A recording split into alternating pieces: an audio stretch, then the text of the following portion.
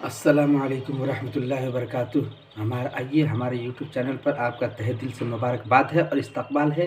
आइए हम मिलकर देखते हैं कि असदुद्दीन ओवैसी साहब की ये क्या फरमा रहे हैं और योगी जी क्या कह रहे हैं कि ये किसी का बाप का हिंदुस्तान नहीं है। और असदुद्दीन ओवैसी को भगाने के बारे में कह रहे हैं, जैसे निज़ामुद्दीन हैदराबाद से भगाया गया, उसी तरह मजबूर करना पड़ेगा अकबरुद्दीन ओवैसी और असदुद्दीन ओवैसी को भगाने पर। तो असदुद्दीन ओवैसी और अकबरुद्दीन ओवैसी ये क्या मिलकर योगी जी को जवाब दे रहे हैं और ये क्या करें। आइए हम सब इस वीडियो में मिलजुल कर देखते हैं कि क्या इनका बयान है, ये क्या कह रहे हैं कि अकबरुद्दीन ओवैसी साहब और असदुद्दीन ओवैसी साहब जो कि बलिस्टर हैं, पढ़े लिखे हैं, डंके के चौक पर बात करते हैं, पॉइंटली बात करते हैं, बहुत ही बेहतरीन अंदाज में ये बयान देते हैं और कहते हैं कि ये मेरे बाप का जागीर है, ये मेरे बाप का हिंदुस्तान है। कैसे हमको निकाल सकते हो? जाहिर सी बात है हमारे बाप का हिंदुस्तान है, क्योंकि हम भी यहीं पैदा हुए हैं और योगी तुम भी यहीं पैदा हुए, तो तुम्हारा जब हिंदुस्तान है तो हमारा भी हिंदुस्तान है। किसी का पावर नहीं है कि हमको हटा दे, कोई हिला दे। आइए इसके बारे में हम सब इस वीडियो में आगे मिलकर देखने वाले हैं कि ये क्या फरमा रहे हैं असदुद्दीन ओवैसी साहब और अकबरुद्दीन ओवैसी साहब। योगी जी का कैसे डंके के चौक पर जवाब देते हैं। 5 राज्यों के चुनाव में जाति आ गई, गोत्र आ गया, लेकिन नेताओं को चुनाव का मजा तब तक नहीं आता जब तक उसमें हिंदू मुसलमान का तड़का ना लगे या फिर पाकिस्तान का जिक्र ना हो। तेलंगाना में बीजेपी के स्टार प्रचारक योगी आदित्यनाथ और ओवैसी ब्रदर्स के बीच अब ऐसी जंग छिड़ी है जिसमें ये सारे के सारे मुद्दे आ गए हैं पूरे पैकेज फॉर्म में। सबसे पहले इस खबर की 5 हेडलाइंस आपको मैं बताना चाहती हूँ। योगी को ओवैसी ने जवाब दिया, बोले हिंदुस्तान उनके बाप का मुल्क है जहां से कोई उन्हें निकाल नहीं सकता है।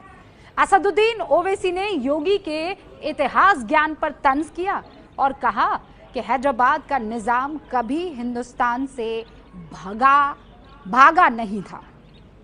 हैदराबाद का निजाम कभी हिंदुस्तान से नहीं भागा था, यह असद ओवैसी ने कहा। असदुद्दीन के जो छोटे भाई है अकबरुद्दीन, वो कह रहे हैं योगी जैसे 56 आए और 56 चले भी गए हैं। अकबरुद्दीन ओवैसी ने प्रधानमंत्री मोदी को चायवाला कहकर भी तंज किया है। अब पूरी खबर आप देखिए, उसके बाद ब्लैक। तेलंगाना में भारतीय जनता पार्टी की सरकार बनती है तो मित्रों, मैं आपसे कह सकता हूं ओबीसी को यहां से वैसे ही भागना पड़ेगा जैसे हैदराबाद से निजाम को भागने के लिए मजबूर होना पड़ा था। योगी के इस बयान का जवाब बड़े और छोटे भाई ने मिलकर दिया। सुनो, उत्तर प्रदेश के चीफ मिनिस्टर हमारे अब्बा आदम अलैहिस्सलाम जब जन्नत से निकलकर दुनिया में पहला कदम रखे तो हिंदुस्तान में रखे। ये हिंदुस्तान मेरे बाप का मुल्क है, कोई नहीं निकाल सकता। सही बात, बेशक। हिंदुस्तान मेरे अब्बा का मुल्क है, हिंदुस्तान मेरे डैडी का मुल्क है, हिंदुस्तान मेरे पप्पा का मुल्क है, हिंदुस्तान मेरे पिताजी का मुल्क है। जब पिताजी का मुल्क है तो बेटा कहाँ निकलेगा? सही बात, बेशक एकदम सही बात, राइट। पप्पा को नहीं मानेंगे, वो भी खत्म हो जाएंगे इंशाल्लाह। बेशक, इंशाल्लाह जरूर। निजाम की तरह ओवैसी को भगाऊंगा। अरे तू क्या, तेरी हैसियत क्या, तेरी दिशा वाह बहुत ही बढ़िया। 56 आए चले गए। अरे ओवैसी तो छोड़ो, ओवैसी की आने वाली 1000 नस्लें भी इसी मुल्क में रहेंगी, तुझसे रहेंगी, तुझसे मुकाबला करेंगी, तुझे भगाएंगी, हम भागने वालों में से। सही बात, एकदम बेशक। बात योगी से निकली तो पीएम मोदी तक पहुंची। हमें मत छेड़ो, मत छेड़ो। चाय वाले चाय चाय चाय चाय बोल रहा है, हमको छेड़ मत, नहीं तो छोड़ेंगे नहीं। याद रख, इतना बोलूंगा कि कान में से पीप बहने लगेगा, खून निकलेगा। अरे तुमने क्या किया? बात करे कि चाय चाय चाय चाय, चाय की केतली, चाय का पानी, चाय की पत्ती, चाय का चूल्हा, चाय चाय चाय। ये वजीर आजम है या क्या है? एमआईएम के ओवैसी ब्रदर्स की ये भाषा कोई नई नहीं है, ये अंदाज आपने भी कई मर्तबा देखा होगा, नया नहीं है। वो इससे भी ज्यादा भड़काऊ भाषणों का रिकॉर्ड बना चुके हैं, तोड़ भी चुके हैं। और इस बार चूंकि बात हिंदुत्व ब्रांड वाले योगी आदित्यनाथ ने शुरू की, तो दोनों के हमलों की धार और पैनी हो गई।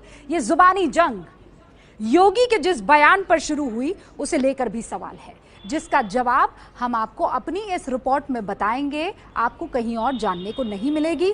ध्यान से हिस्ट्री का ये पार्ट आपको भी देखना चाहिए। नहीं, बीजेपी अगर पावर में आई तो ओवैसी को निजाम की तरह भगा देंगे। सबसे पहली बात, आप तारीख को जानते ही नहीं है। अगर आप पढ़ते तो मालूम होता कि निजाम हैदराबाद छोड़ के नहीं गए, राज प्रमुख उनको बनाया गया था। मीर उस्मान अली खान को राज प्रमुख बनाया गया था। असदुद्दीन ओवैसी इतिहास की जिस घटना का जिक्र कर रहे हैं, वो तब की है जब हैदराबाद रियासत भारत का हिस्सा बनी। हमने हुकूमत को पूरी तरह अपने हाथों में ले लिया है। हमें अफसोस है कि ये फैसला हम पहले नहीं ले सके।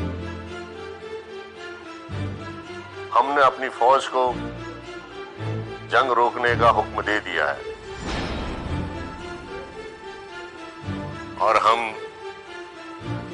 इंस्ट्रूमेंट ऑफ एक्सेशन पे दस्तखत करने के लिए भी तैयार हैं।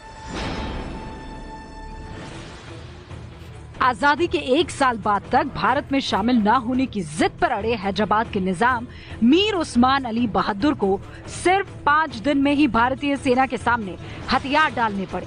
उससे पहले तक निजाम हैदराबाद में राजाकारों के नेता कासिम रिजवी के दम पर भारत का मुकाबला करने का ख्वाब देख रहे थे। पटेल साहब, निजाम की मांगों को न माना गया तो रियासत में हिंदुओं के लिए मुश्किलें आ सकती। कासिम साहब, आप अगर खुदकुशी ही करने की सोच रहे हैं तो आपको कोई कैसे रोक सकता है? कासिम रिजवी उसी एमआईएम पार्टी का नेता था जो अब असदुद्दीन ओवैसी की एआईएमआईएम के नाम से जानी जाती है। कासिम ने ओवैसी के दादा अब्दुल वाहिद ओवैसी को एमआईएम की कमान सौंपी थी, जिसका नाम उन्होंने एआईएमआईएम कर दिया। उस वक्त निजाम का करीबी होने का फायदा उठाकर कासिम रिजवी ने हैदराबाद के लोगों पर जमकर जुल्म किए। इसीलिए वो नहीं चाहता था कि हैदराबाद भारत का हिस्सा बने। 17 सितंबर 1948 को जब हैदराबाद भारत का हिस्सा बना तो कासिम रिजवी को गिरफ्तार कर जेल भेज दिया गया। 1948 से 1957 तक वो जेल में रहा। इसके बाद उसे पाकिस्तान जाने की शर्त पर रिहा किया गया, जबकि निजाम मीर उस्मान अली को भारत में शामिल होने के इनाम के तौर पर 1950 में हैदराबाद का राज प्रमुख बना दिया गया था। यानी योगी जिसके हैदराबाद से भागने की बात कर रहे थे, वो दरअसल कासिम रिजवी था, लेकिन उन्होंने नाम लिया हैदराबाद के निजाम का और इसी गलती पर ओवैसी उन पर बरस पड़े। आप तारीख को जानते ही नहीं है, हिस्ट्री में जीरो है आप। अगर पढ़ना नहीं आता, थम्स अप है, तो पढ़ने वाले को पूछो।